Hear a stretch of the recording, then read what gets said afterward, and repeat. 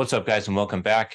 I'm Ash, a licensed Elitron instructor, and today we're here with Master Alex Dong. Alex is currently the lineage holder of Dong Family Tai Chi. Alex, we're excited to have you today. Thanks so much for joining us. Oh, thank you. I'm very glad to be here. I'm excited for the interview. All right, very cool. So for those who may not be familiar with you already, can you please tell us a little bit about your personal background and history with martial arts? And of course, you have an impressive family lineage as far as martial arts goes. So can you tell us a little bit about that? Yes, I was born in China, Yunxian, Hebei province. I started studying martial art at the age of 5, and I started with Tai Chi, but somewhere a couple of years later, I also started studying external martial arts. Um, I moved to Hawaii when I was 13. And then first I started with my father. So when I moved to Hawaii, I also trained with my grandfather. But when I was about maybe around 18, 19, I stopped practicing the external martial arts and decided to focus on Tai Chi. So I have been teaching classes by myself since the age of 19. I started assist my father before that. I was assisting with the beginners and I was translating for him. And then I started teaching workshops on my own in my late 20s. So it's been a while. We just had our 25th year anniversary in Seattle, and there are several places that we're at 25 to 30 years of continuous practice, you know. And then now I live in New York City. I moved here about 20 years ago. So I lived actually in Hawaii for about 20 years. And then now I've been living in New York City for exactly 20 years too. So it's about half and half of my time since I moved here from China. So now I teach a few classes in New York City. Not so many in person now since the pandemic. I'm doing a lot of online classes and just getting back to teaching workshops internationally this year. I was actually very happy to have that couple of years off. I feel like I recovered a lot. All the traveling is not easy. So I'm actually back and feeling better. So I was able to do a lot of workshop this year. So hopefully we'll keep going for a few more years. Yeah, I know.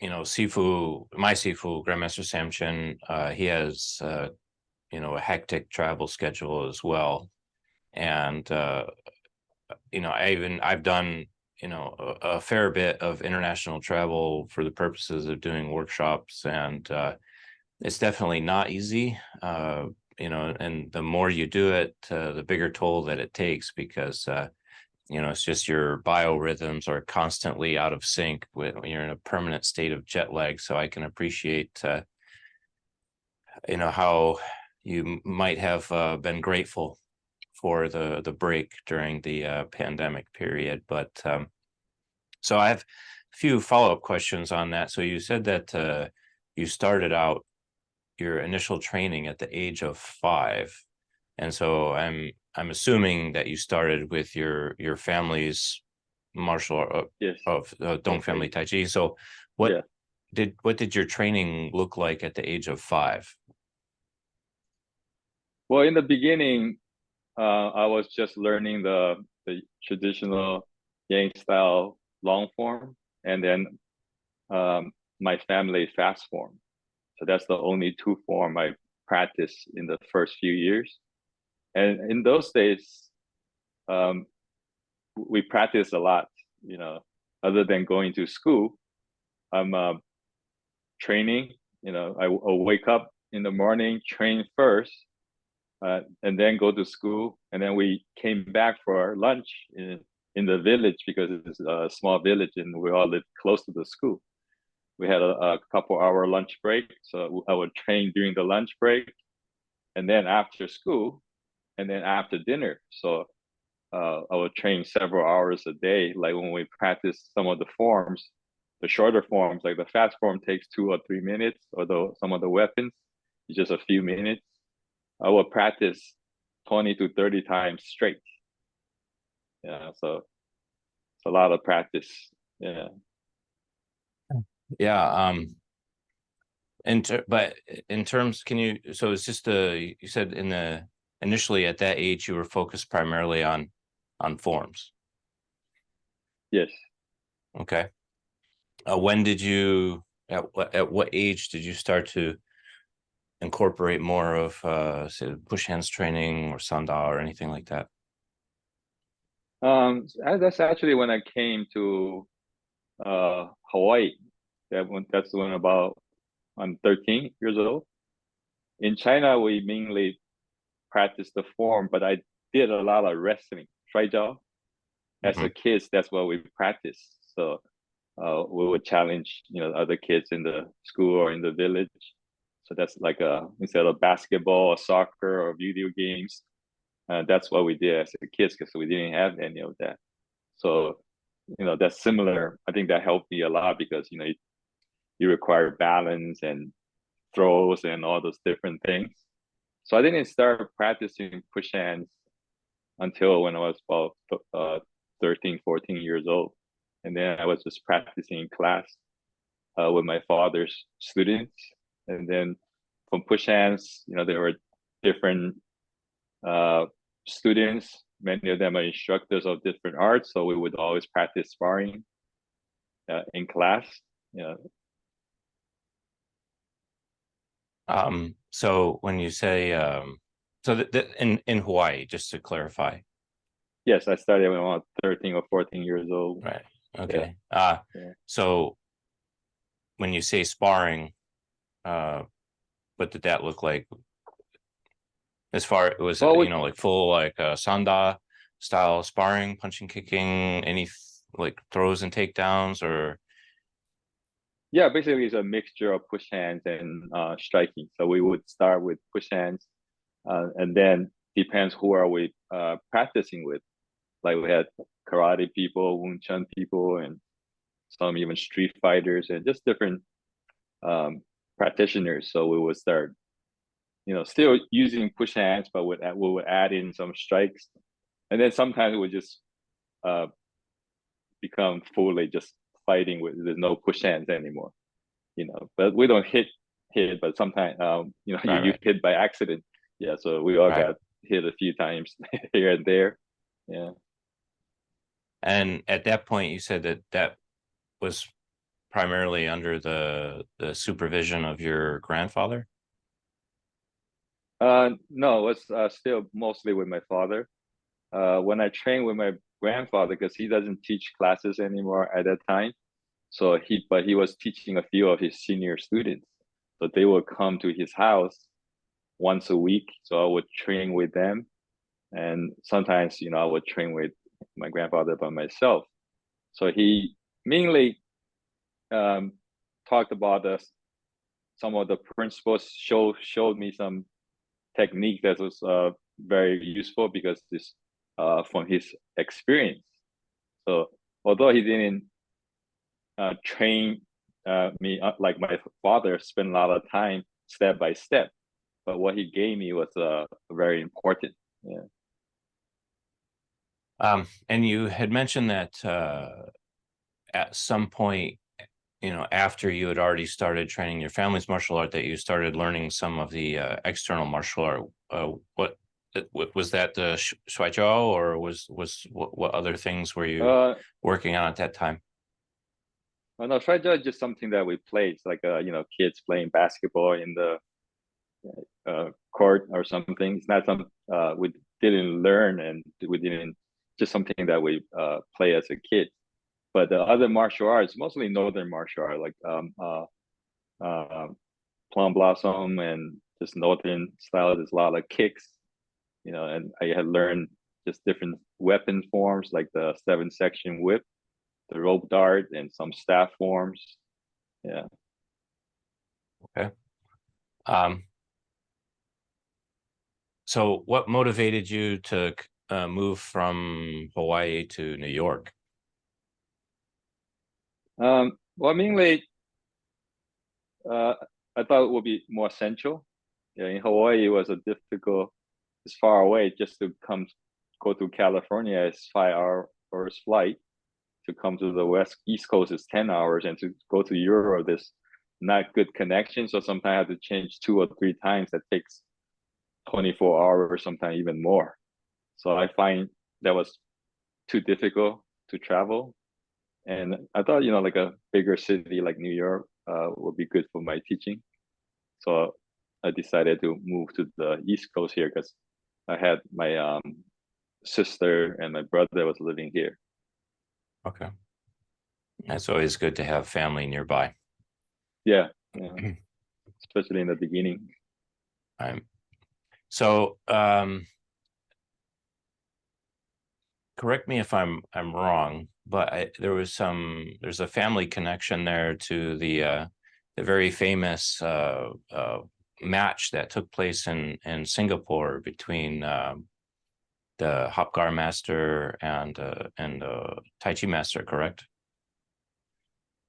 Oh, you I mean can't remember the that. in Hong Kong? The Was one it in Hong Macau? Kong? Yeah, yeah, yeah, Macau. yeah, Yeah, Macau. yeah, Yeah, can you tell us yeah. about that? Well, my great grandfather was there. Um, he knew both masters very well. You see him actually performing in the before the match. He did some form demonstrations, and he even did some sparring with a Eagle Claw master. Yeah, yeah.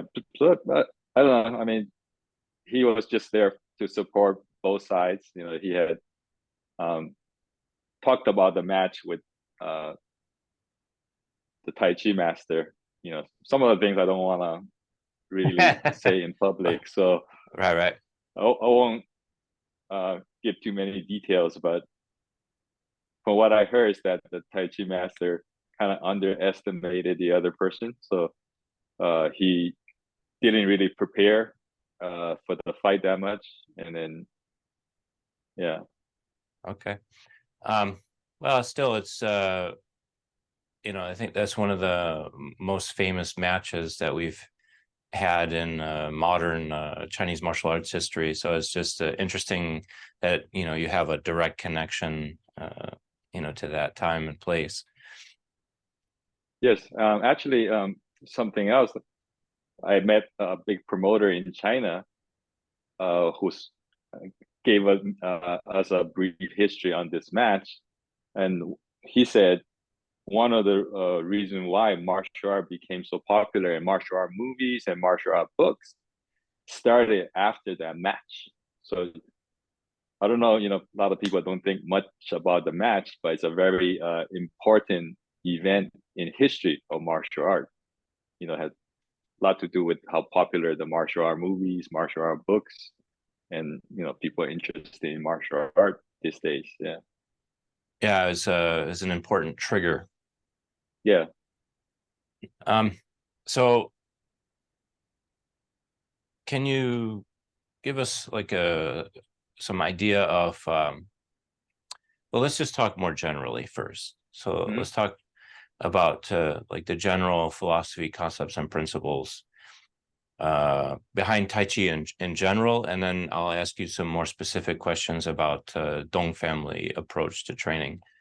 I mean, I think Mm-hmm. when everybody hears uh, the name Tai Chi, I think everybody brings a lot of either basic understanding or even preconceptions, to the conversation. But let's pretend like we can start from a clean slate and Mm-hmm. explain Tai Chi philosophy. Yes, there's a lot of misunderstanding in Tai Chi. You got to think this today is different. In the old days, the practitioners are more selective. Like the teachers are more selective of the students. They pick students who are dedicated, who has some ability, and it's much smaller numbers. You know, these days, you have tens of millions or hundreds of millions of people practice Tai Chi, but most of them are just doing the form. So a lot of them talk like they know the principles, but you really don't know the principles unless you go through it physically. You do the training, you do the push hands at least, sparring helps, and just working with experienced masters. So a lot of people know the principles, but not a lot of people can do the principles, whether it's in push hands or in the forms. You look at their forms, it doesn't fit with the principles, and most of the time it shows, but sometimes, people practice a lot of push hands, even though they may not know the principles, they can get pretty strong but not necessarily, if you can push somebody around, doesn't mean you're using good Tai Chi. So the goal is to have good principles, use good energy, use good Tai Chi, and make it effective. That's the ultimate. You get a wrestler or somebody who's very strong. I can teach him 1 hour and he can become very good because he already has the physical ability. Yeah. But to learn the Tai Chi energy and the real principles, it takes a lot longer. Yeah. So basically, in Tai Chi, we try to use internal energy. We try to use Qi, which a lot of people misunderstand what Qi is. Some people don't think it exists, and some people think it's magic. I think both ways is extreme. Yeah. So Qi is something that you can actually do. It can help you. Your body, doesn't matter what style you practice, whether it's Tai Chi or Li Chuan or MMA, they're all the same because it's not just strength that can make us strong, right? This is a structure, the mind, the focus. But when we come to Qi, what it is really we bringing oxygen in the body. Qi is air, really. So depends how you translate it. It's oxygen. Yeah. So when we inhale, so that's taking in oxygen. So what we do is in Tai Chi we use reverse breathing. So once we take in the oxygen, if I take a deep breath, I don't let the air out because when the air is out, the body doesn't have the oxygen anymore. I mean, without the oxygen, I can still be strong, but inside is hollow. Yeah, so you're not as strong. So when we take a deep breath, what we're doing, we're pushing the breath down. It's very easy to feel. I do experiments with students, and when I teach, once you do that, once you take a deep breath in, you push that breath down. So instead of letting the air out, I'm sinking it into my dantian. So that actually helps the body sink, helps the body connect, and give you more energy from the inside. Yeah. So a lot of times people don't use it correctly. Like when we expand, doesn't matter how much strength you use, you can't really fully stretch. You can straighten your arms, but you cannot stretch your body like here. If I take a deep breath, my whole body is expanding from the inside out. So if I want to push outwards or upwards, if I'm sinking down, naturally the energy is not as strong on top. But if I take a breath in, my whole body expands.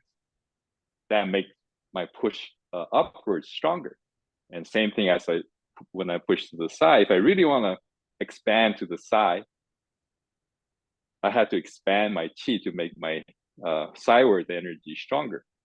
Yeah, but we're not only expanding. So like when we push forward, you're not pushing the wall, you're pushing a person. So the person can move, can pull, they can do something to you. So we try to balance the sinking of the Qi, so to keep the body connected and more rooted, and still able to use it. Yeah. So Qi is one of the main things that we try to use in Tai Chi. And I think, I don't know, I would say, majority of the people don't really know what Qi is.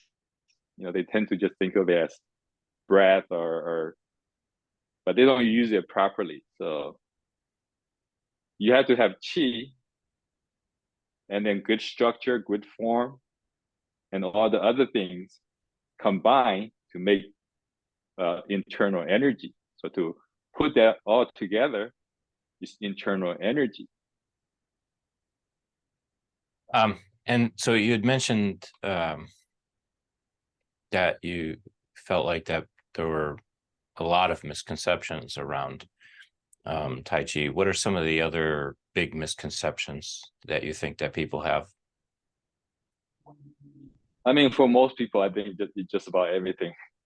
You know, no disrespect to anybody. Whoever practices is good for them. You know, it's good exercise. But some people may understand it on a basic level, but on a deeper level, I see very few people know what real Tai Chi is, the internal energy, to be able to use it, to understand the Qi.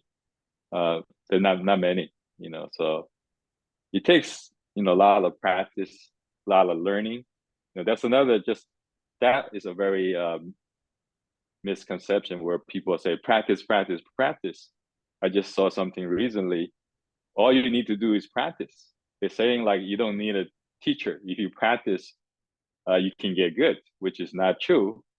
You know, you look at any sport or boxing or MMA, everybody needs a whole team of coaches, not even just one, and they're professional. They dedicate all their time into one fighter or one player. So teaching or coaching is very important. So practice, practice, practice is what the teacher tells the students after class. You know, so once you come to class, you learn things. You have to practice, practice, practice to get good. But without learning, doesn't matter how much you practice. A lot of times, the more you practice, I mean, you might get stronger and certain things may get better, but you're not really learning the true art. Again, it doesn't matter if in Tai Chi or Yi Chuan or any other martial arts.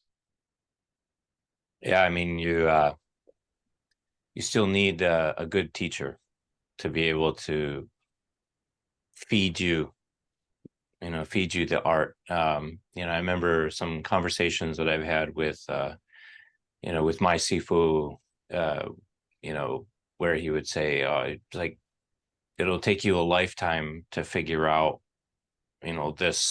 what I'm trying to show you on your own. You don't have enough lifetimes to figure it out. This has all been passed, from one master to another, and their insights into human human movement, I guess. And so yeah, I definitely agree that your point about it's like a whole team of coaches, to perfect Yeah, one person's a movement. So yeah. I mean, just one more thing, not even just martial art. You can just talk about parenting. If a kid doesn't have a parent to be there for them, guide them along the way, you know, they're not gonna grow up to. They're more likely to grow up to something to go wrong, you know, instead right, of to head to the right direction. Yeah. right. And and then even like I said, like going back to where talking about having a whole team of coaches, right? Like in English, we used to say that it takes a village, right, to raise a child. Mm-hmm. uh Yeah. it's like you have the mother and the father and the grandparents, and everybody's contributing to the growth and development Yeah. of that Yeah. Like child. if you have siblings, children with without siblings, they're different, right? So depends who they have around them to influence them. You know, the when they grow up, they could be really different person. Yeah. So let's talk a little bit more about I'm curious to hear about some of your methods for helping the students to recognize and develop their chi. Um, yes. What I've been doing lately is I created a Qigong exercise, more just focusing on developing Qi.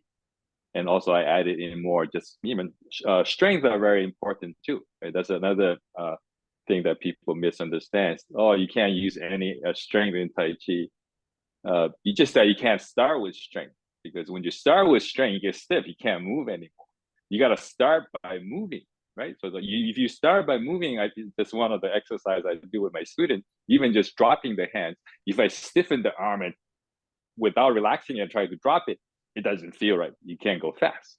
But if I relax first and let it drop, once I start to go down, and then it doesn't matter how much energy I use, it's very fluid. I don't feel the stiffness. If you hands, even in slow motion, if I'm already coming down like this and try to apply energy, I keep moving, there's no stiffness. But if I'm already stiff before I move, I try to move down, try to make a circle, then my body is stiff. Yeah. So by using this kind of tools to teach students and have them feel the difference, they learn much faster. So the Qigong that I teach my students is mainly focusing on developing internal energy and qi. So what we do is we exaggerate it. Yeah. So like in Tai Chi, one of the things that we do is keep the arms a little bent, which is good because we're more like wrestling. So there's you can use a lot of locks. So if your arms are too straight, your elbows are weak, so you can get caught and break your shoulder or your elbow, right? So we try to keep it a little bent. So by bending a little, you're a lot stronger this way. You just compromise a little bit of going forward, but a lot stronger this way. So maybe you lose 5% or a few percent, but this is you're gaining a lot more power. So it's worth it. So that's what we do in Tai Chi. But what people start doing is they don't even open the energy anymore. So I can extend my arms, the same way, but the energy is still back. Or I can expand the energy, right? So it looks the same, but it's different inside. So what I do in the Qigong is I have my students, let's say if we're pushing forward here, we use all our energy. So in here we're 110% forward and straight. So now, once you recognize the full energy going forward, I just relax a little bit, bring my elbows back and down, but maintaining the push. I mean, you can't even try that. Once you do that, you can feel a big difference. If you're coming forward and stop, like say, like at 90% full, it feels very different from if you extend 100% first and then come back 10%. The energy is very different. So it's this kind of tools that can help students understand faster. Yeah. Again, we use a lot of breathing in the Qigong, like when we open. And a lot of times people talk about circulation of Qi, but not knowing exactly how. And the Qi moves throughout the body. There's yin and yang at all times. Like whenever I'm expanding, that's yang, but the energy, what people don't do is coming up and using more of the chest. So see here, when you go outwards, you can't use the back. So the energy comes from the inside out, goes to the chest, the shoulders, elbows, and goes to the hands.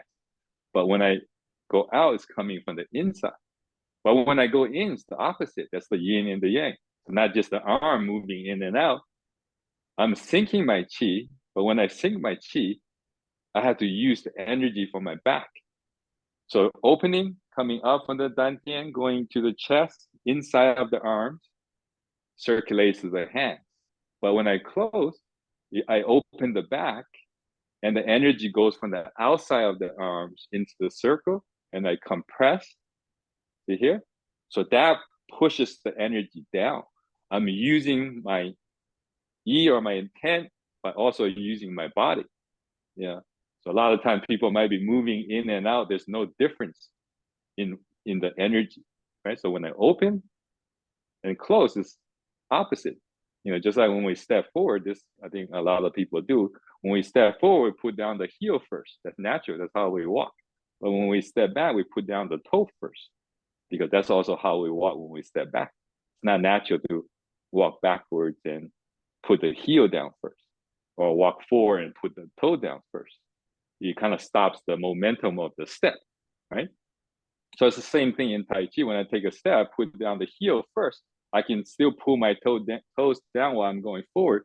So the momentum is going to the same direction. Most people do this, but sometimes I have seen people put the toes down first.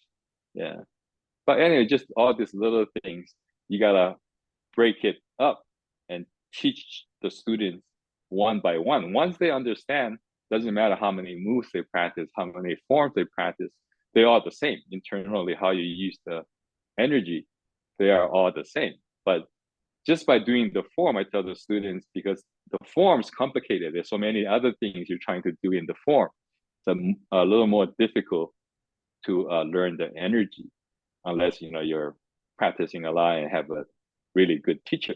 That's why for most of the time when I watch people um, do Tai Chi, they may have nice forms, but they don't have the internal energy. Yeah, to learn the internal energy, it takes some time. Just because you have good form, sometimes the people with good form, they're very weak when they come to push hands. You touch them, they're off balance. Yeah, so that's the next test. So once you have good form, you learn how to use the energy. You got to put it into practice. Yeah. So at least when somebody's trying to push you off balance, you got to have good roots, and then you learn how to steer. You go with it, and you go on from there. But if you have good form and somebody push you, you're off balance.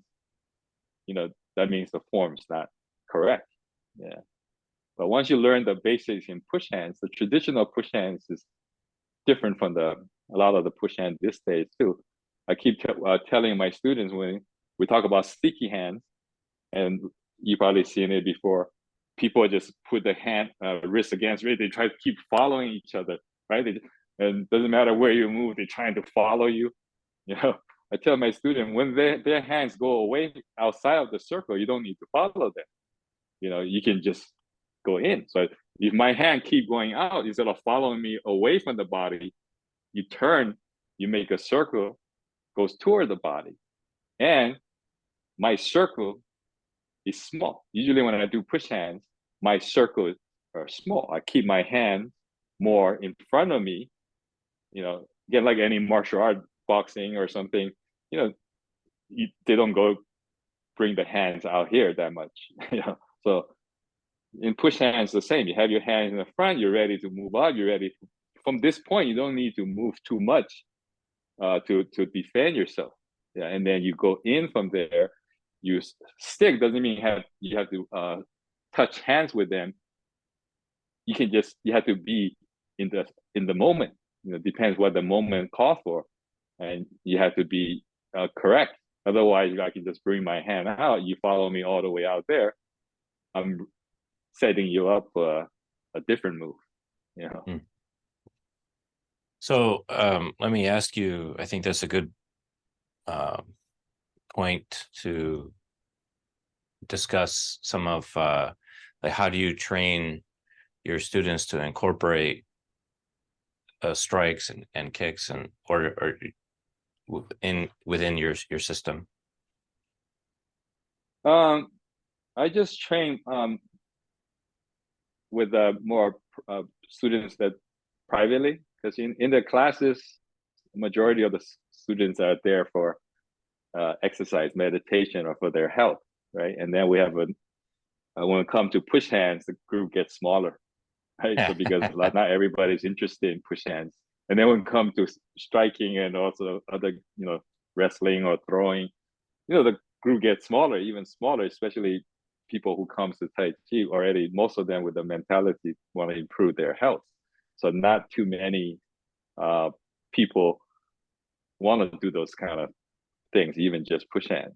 Yeah, so I tend to work with my students who's interested more privately. And, among my students, there are a lot of different martial artists. They are very experienced, right? So that when we practice, I don't really teach them how to strike, or I just give them advice on what they can do to improve what they're doing. Yeah, I mean, I have students who teach MMA and other martial arts, so they try to incorporate the Tai Chi principles to make what they do better. Yeah. I'd like to go I'll give you back. one example. Like one of my students, when I push hands with him, he practiced some MMA, Wing Chun, and other things. He's been practicing martial art all his life. So he likes to go down and try to grab my legs, which is good. But if I'm forward, every time he try to grab my leg, I put my elbow like right between his neck, and my leg. I just put it right top of the, so if it's fast, it's not just wrestling. If it's just wrestling, you can't strike. So you can go for the legs or different things because you can't do some of the things. But if you can use, whatever you want, you have to be careful when you grab somebody's leg. Yeah. Yeah, the rules make a big difference. Yes. Yeah. Yeah. I'm kind of curious. I'd like to go back a little bit and ask you a follow-up question when we were talking about having the students develop the Qigong.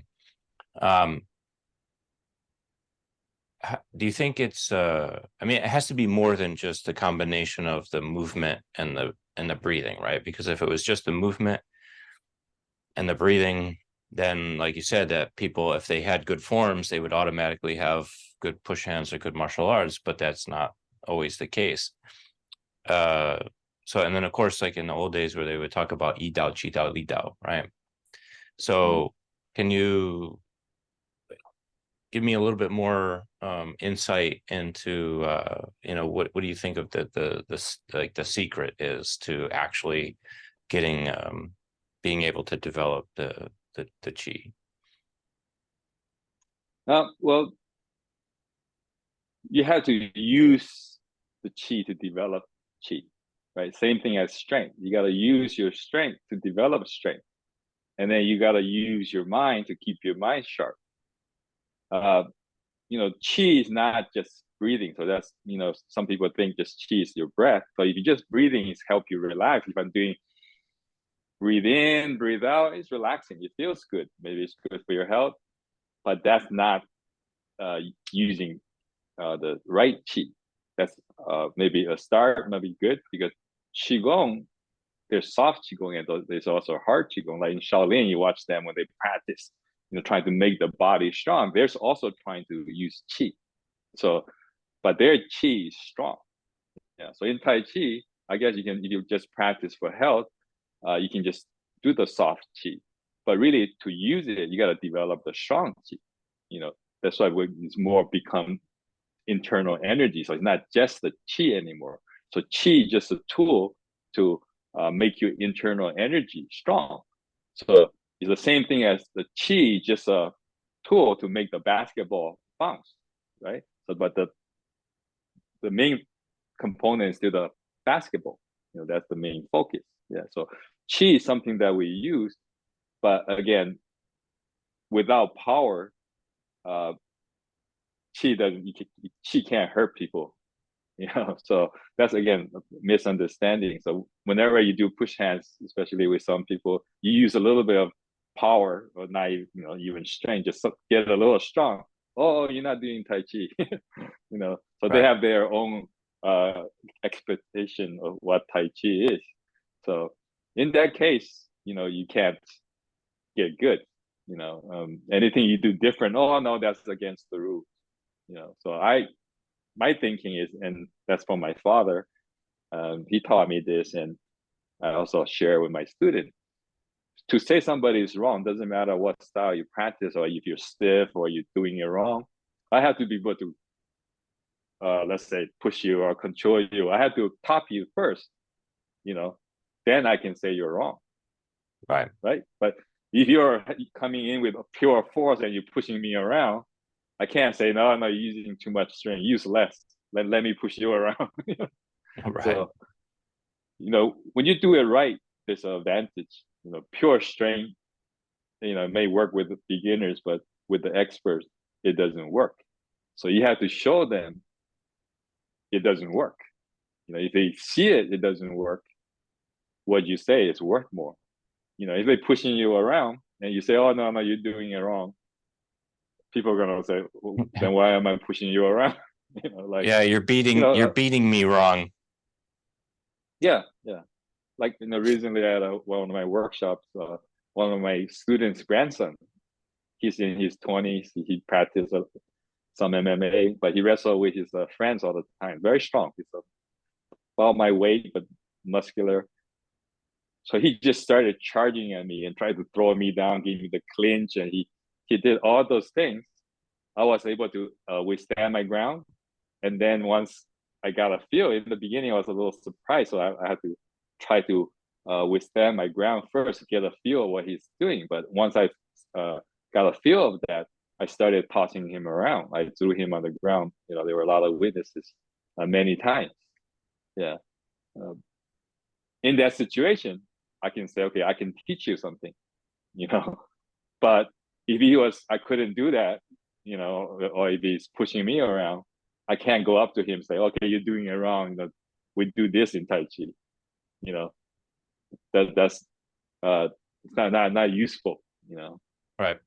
Yeah. I mean, you have to So be to able me, to, you have to work. Yeah. Again, I had always had different people come to my workshops, different style Tai Chi, wrestlers, judo, and all different. I welcome everybody. And then for me, when they come to my workshop, mostly every workshop I try to touch hand freely with some of those new players who practice different styles, not just like do a demonstration with my students and I touch them, they fall back, and because they're allowing just right. they're just doing They're, a specific thing, and not defending themselves. right. They're Yeah, compliant. yeah, yeah, Yeah. yeah. Not just compliant, like brainwashed. Right. Yeah, yeah. So um, that's why the difference with me is, every workshop, especially when we're doing push hands, I always have to at least show some of what I'm doing. Some often I'll have two people pushing. I mean, not my students, and one's better than the other. I say, okay, let me show you. I will go up. I will go against the better person and show them what to do. Uh, freestyle first. I have to be able to control them or be better, and then I tell them this is what I'm doing. Yeah, you have to show that it works first. mhm. That's my philosophy. Yeah. So what do you think are some of the most common mistakes that beginners make? The beginners, again, thinking Tai Chi can be strong. That's one of the biggest mistakes. So it's actually uh, better to start. It depends on the person. Like a lot of time when people start off older, um, so they have a lot of problems. They may have a lot of aches. So softness is good. It's good for health. But for younger people, uh, they must learn to be strong, good structure, power, and learn how to use it.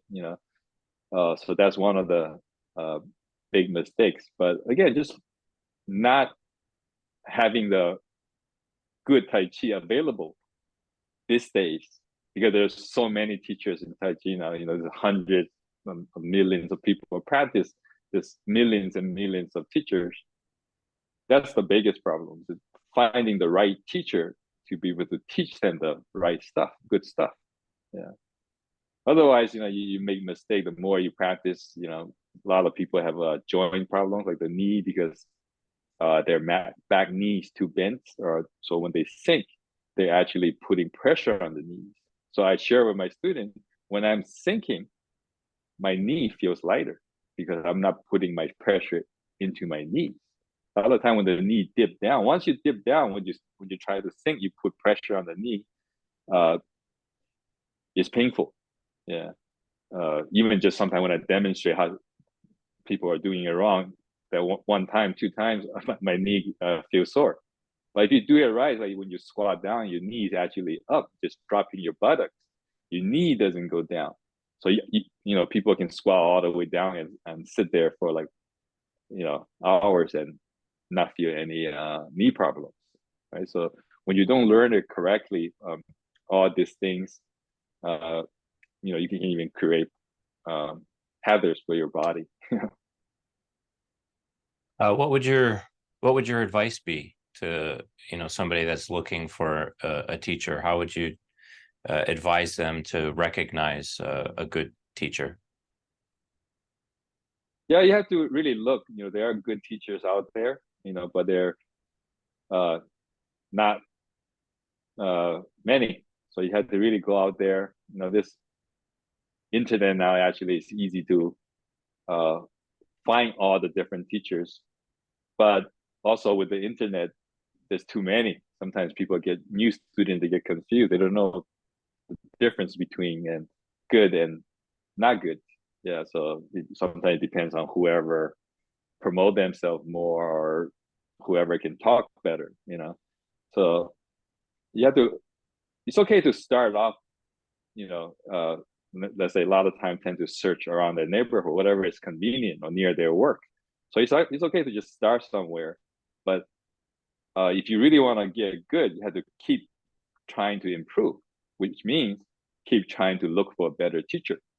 And that's a better teacher can guide you to go deeper. Otherwise, if you teachers only at intermediate level, it's very difficult for you to go more than that unless you're, you know, one out of a million or 10 million where you're just very talented. I mean, it's possible. You can create your own martial art. You can, people can make it better on their own, but it sounds like everybody can make their Tai Chi better by themselves.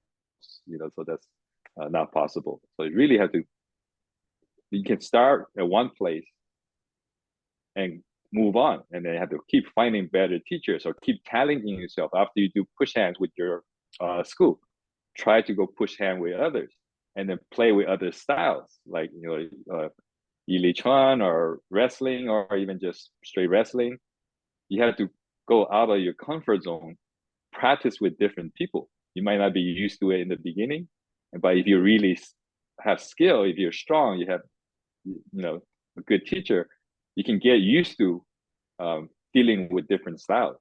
Yeah, so you really have to just take it step by step. It's not everybody can just go out there the first time find the right teacher. So take it by step and keep trying to improve and keep learning. Yeah, that's the most important thing. Yeah. So we're coming up on the end of our time here, and something that I'm always interested in hearing different teachers' perspectives on is, the 21st century is, I mean, especially if we live in the West, some recent events notwithstanding, generally speaking, we live in the safest society and the safest period in history. So with that being the case, and we have firearms and all sorts of different tools for self-defense now. What are some of your thoughts on what is the ongoing value of traditional martial arts in modern times? Yes. So for the traditional martial art, again, first we'll have to look at the tradition, right? So the tradition of martial arts is important. Tradition of dance and every tradition doesn't matter what it is important. So we have to preserve not only the movements, we have to preserve the other part of the art too. Like respect, to the teacher, respect to your classmates, just respect everybody. So that's all important. So traditional martial art is a different time now because traditionally, you're not just fighting one-on-one. So usually they train martial art is more for warfare, right? So like if you have a sword, you can't grapple with somebody if somebody has a knife. You can't use your arm to lock somebody if they have a knife and one hand free. So times change now. So to me, I like to focus more on the combination. Keep the martial art aspect of it. We can't lose that. Otherwise, again, we're also losing the tradition. That's the martial art part of Tai Chi or any martial art. That's part of the tradition. But there are also many other things. So keep the tradition alive. That's something that the traditional martial art has. I think that's can help the individual and help society. It's not just something that we practice, learn how to fight. Yeah, it's something deeper. Tai Chi, also can be a meditation. Other than everyone knows, the Tai Chi is very good for health. So, and just friendship. Having a school to go to, a group to practice with, and just being out there. It helps us mentally, physically, and this is all good stuff. But we have to try to keep the tradition alive. All aspect of it. A lot of times, again, people on the internet, on social media, tend to say all kind of things that's not traditional anymore. So I don't think that's a good direction that we're headed if too many people think that way. So if people are interested in learning more about you or attending a workshop with you, where can people find out more about you? Well, I have a website, alexdongtaichi.com, or they can just search Alex Dong Tai Chi, so they will find me. And it's pretty easy these days. I'm on Facebook, so a lot of people know me on Facebook. So if they want to find me, they can find me. I'm happy to work with anybody who's interested to understand a little more about traditional Tai Chi, not to go fight each other or beat each other up and push hands, but just to share.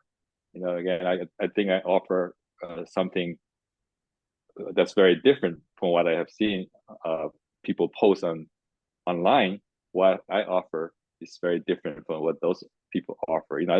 I'm more traditional. I'm also at an age where I'm not too into social media, so I post something, but I normally just post something very simple, like a demonstration or something. I don't post a lot of myself teaching or pushing hands and doing other things. But if anybody who's interested, I'll be happy to work with them or do a workshop in their class. What's your workshops? Pardon me. What does your workshop schedule look like for the coming year? Oh, I was very busy. I was away from end of February all the way to mid-June. So I was only home one weekend in March and half a weekend in April. So I did come home for a couple of days, a couple of times in between during the week, but I was away a lot. I'm kind of taking it easy this summer. I just taught one workshop in Seattle, and then the fall I get busy again. I'll be teaching in New York, upstate New York, like one of my annual workshops. I'll be traveling in the United States, going to Brazil, going back to Europe, and then I'm organizing a big trip to Thailand in the beginning of the year. So I'm staying busy. Okay, very cool. Yeah, yeah. All right. Well, we'll wrap up for today. I really appreciate your time. I think you have a very refreshing perspective on Tai Chi, actually, and I hope that if I come to see Sifu in New York, that hopefully you can join us for dim sum and we can meet in person. Yeah, that'd be great. Yeah, we just met for the first time, but we got along great. We feel like we're old friends, even though he's a generation older. He's more like my father's generation, but we got along really well, and I met his wife and his daughter. They even invited me to bring my family to his house. So yeah, it'd be great when you come. Let me know. We'll do some practice or have dim sum. It'll be fun. Yeah, that'd be great. All right, thanks Yeah.